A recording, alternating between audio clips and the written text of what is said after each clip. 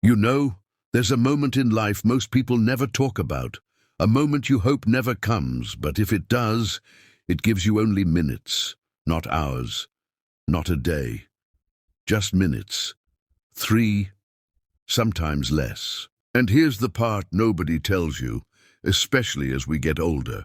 Your odds of walking again, speaking again, or even surviving are decided in those first few minutes before help arrives. Today, I want to give you something that I pray you'll never need. But if you or someone you love ever faces a stroke, these next moments may save a life. So today, I'm counting down the 7 life-saving steps every senior needs to know, the exact steps that help stop a stroke in those 3 critical minutes. And when we get to number 1, everything you thought you knew about stroke, aging, and your body's ability to protect itself will change. Let's begin. Number 7.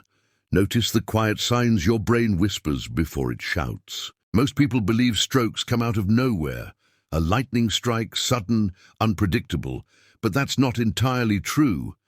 Research from the Framingham Heart Study found that nearly 60% of strokes show subtle warning signs in the minutes or hours before the major event.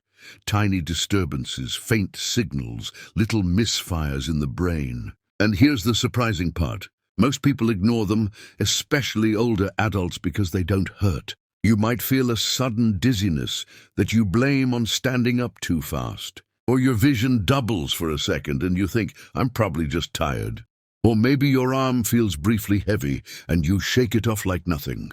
But neurologists now understand that the brain often sends what we call transient ischemic warnings, fleeting disruptions in blood flow that last seconds.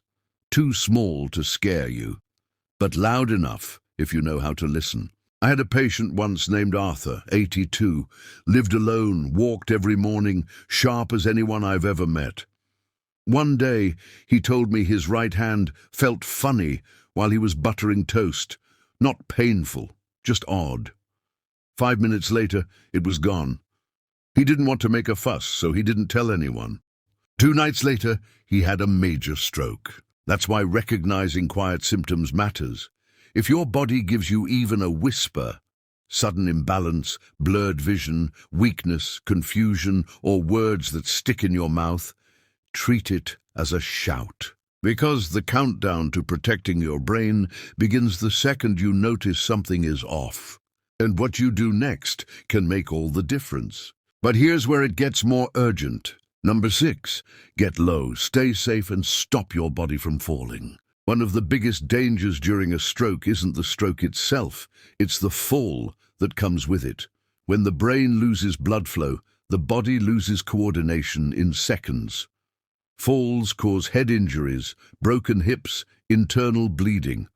All of these lower survival drastically. Researchers at the University of Rochester found that seniors who fall during an early stroke have nearly double the risk of long-term disability compared to those who remain safely grounded. Your first instinct may be to fight it, to stay standing, to prove you're still strong.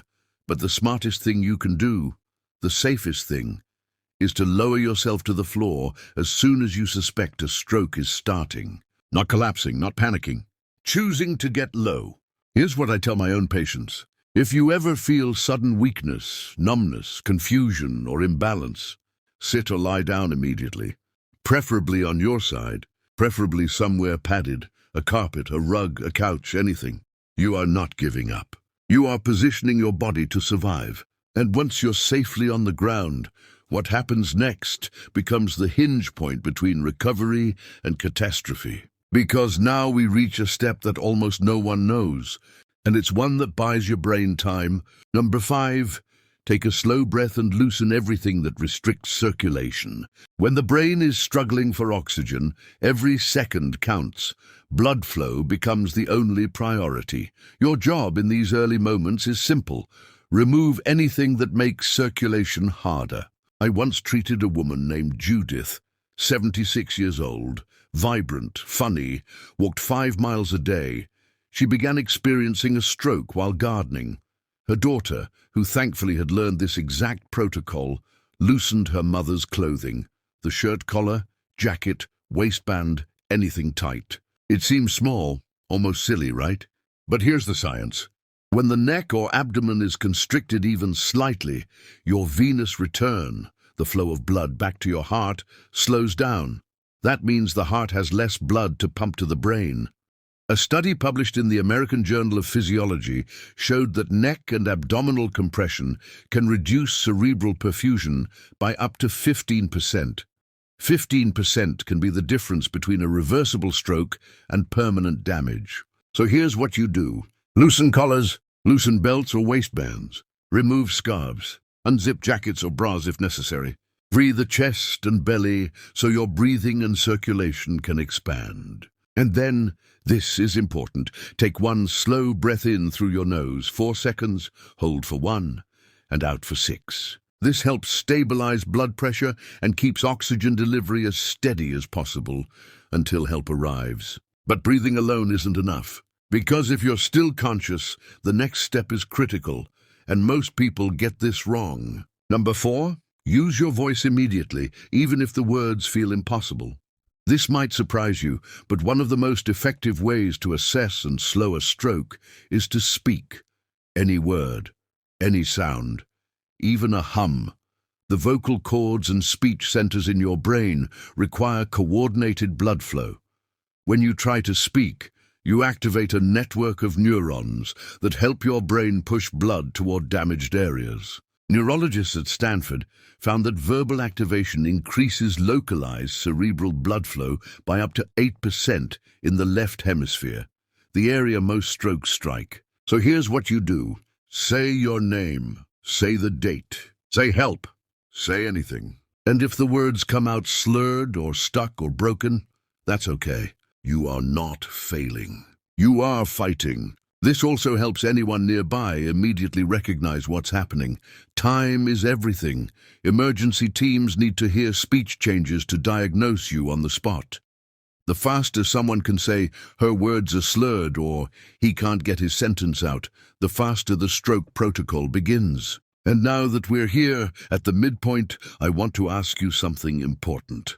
If you've ever experienced a moment when your body felt suddenly different, a weakness, a dizziness, a drop in confidence, what did it feel like? When did you first notice your body changing? Tell me in the comments. I read every story, and your message might help someone else recognize a stroke early. And now we enter the final 3. And these are the moments that determine everything. Number 3, call for help. Even if you're not sure, even if you think you're bothering someone. I wish I could tell you how many seniors wait, because they don't want to be a burden. They don't want to look dramatic. They don't want to waste anyone's time. But listen to me closely.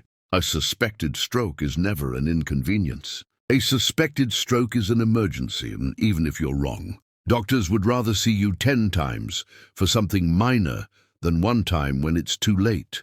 The difference between calling immediately and waiting 10 minutes is enormous.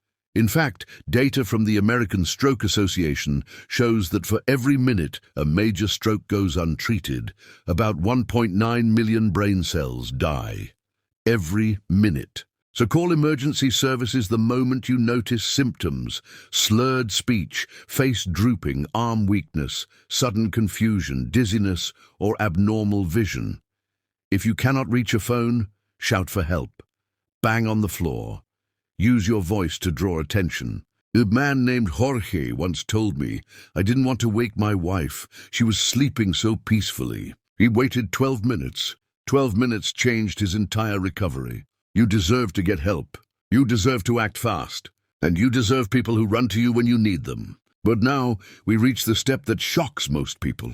Number 2, never ever take aspirin during a suspected stroke unless you know which type you're having. This is one of the biggest myths out there, and it's dangerous. People think aspirin helps the heart, so it must help a stroke too. But not all strokes are the same.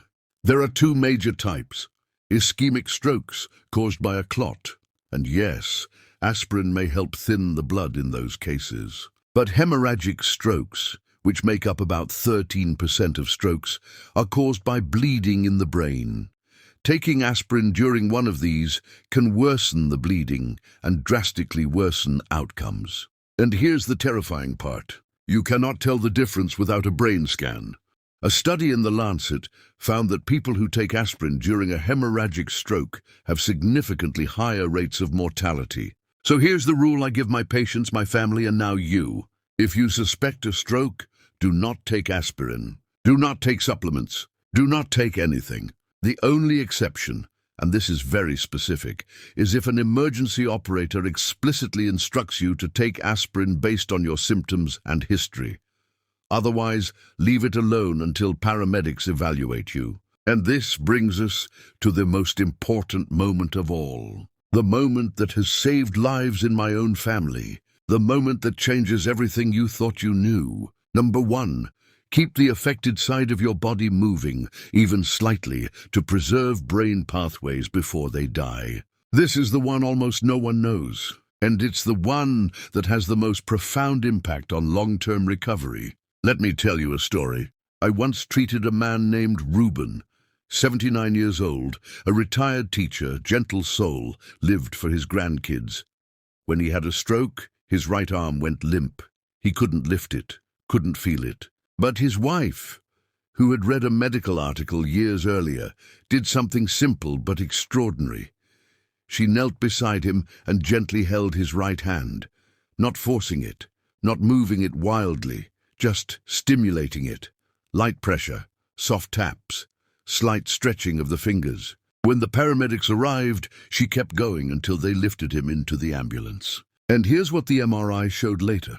His brain had sustained damage, yes, but far less than expected for the severity of his symptoms.